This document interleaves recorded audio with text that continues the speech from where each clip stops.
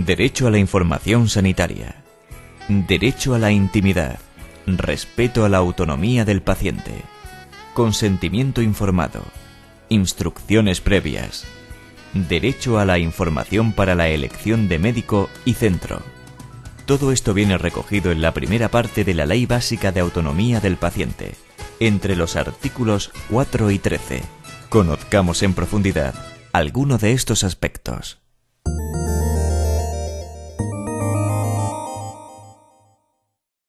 La información es una de las cuestiones más importantes definidas en esta ley básica.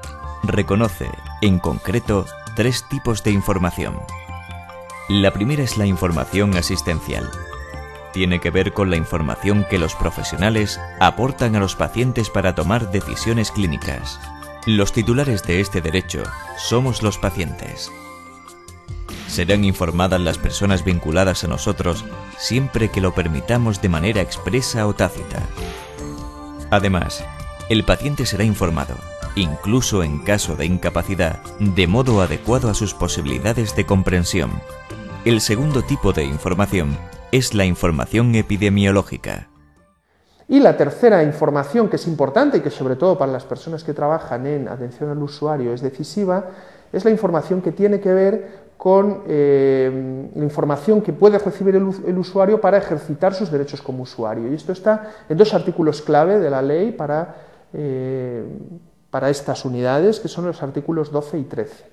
Ahí se regulan, se dice que los ciudadanos tienen derecho a conocer pues, las prestaciones, tienen derecho a recibir información sobre los derechos que tienen, etcétera, etcétera. También se dice que tienen derecho a recibir información sobre la calidad del sistema sanitario, etcétera, lo cual pues, plantea a las organizaciones, pues muchas veces plantea dificultades, porque no sabemos este derecho a la información sobre la calidad del Sistema Nacional de Salud, ¿en qué consiste?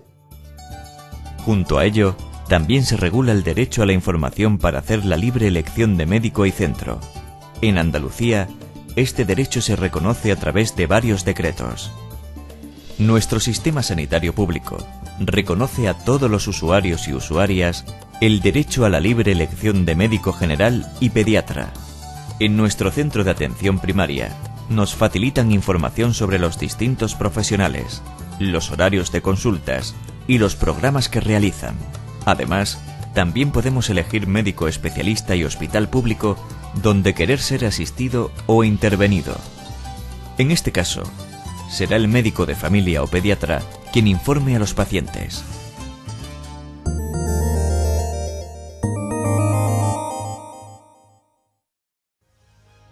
Volviendo a la Ley Básica de Autonomía de los Pacientes, su artículo 7 hace referencia al derecho a la intimidad. En él se habla del respeto al carácter confidencial de los datos referentes a nuestra salud.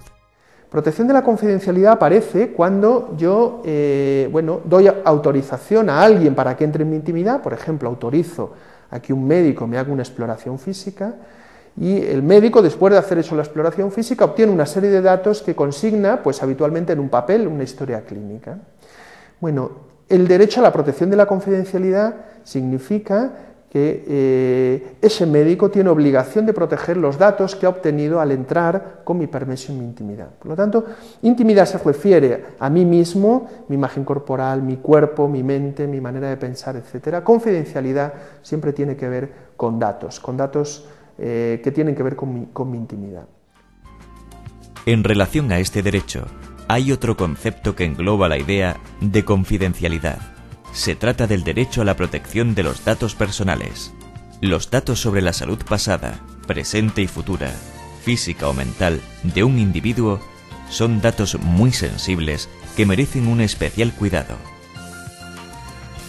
¿Qué quiere decir esto? Bueno, pues que los datos personales no son solo los que tienen que ver, digamos, con mi intimidad, sino que puede haber otros datos de carácter público que, sin embargo, merecen especial protección, porque juntando todos estos datos, tanto públicos como privados, ¿no? De alguna manera se puede hacer un buen retrato de mi persona. La ley permite al paciente decidir sobre el control de sus datos personales. Esto obliga a los profesionales con acceso a esa información a no dar a conocer esos datos, a no comunicarlos.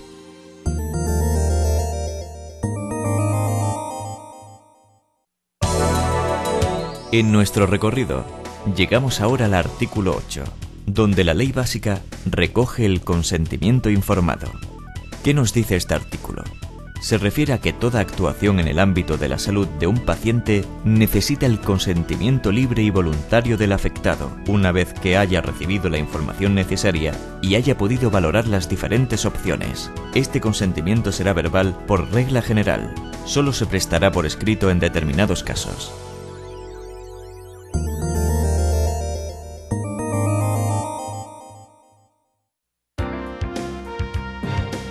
Cuando hablamos de instrucciones previas, llamadas en Andalucía voluntades vitales anticipadas, el artículo 11 de la Ley Básica marca un trazo general de regulación de estos documentos que luego cada comunidad autónoma debe desarrollar. A través de este documento de instrucciones previas, los ciudadanos y ciudadanas, siendo mayores de edad, podemos manifestar anticipadamente nuestra voluntad en lo relativo a los cuidados, al tratamiento o, una vez llegado el fallecimiento, sobre el destino de nuestro cuerpo o los órganos del mismo. En Andalucía las voluntades anticipadas están reguladas por una ley. Para el buen desarrollo de este derecho, la Consejería de Salud ha implantado el registro de voluntades vitales anticipadas.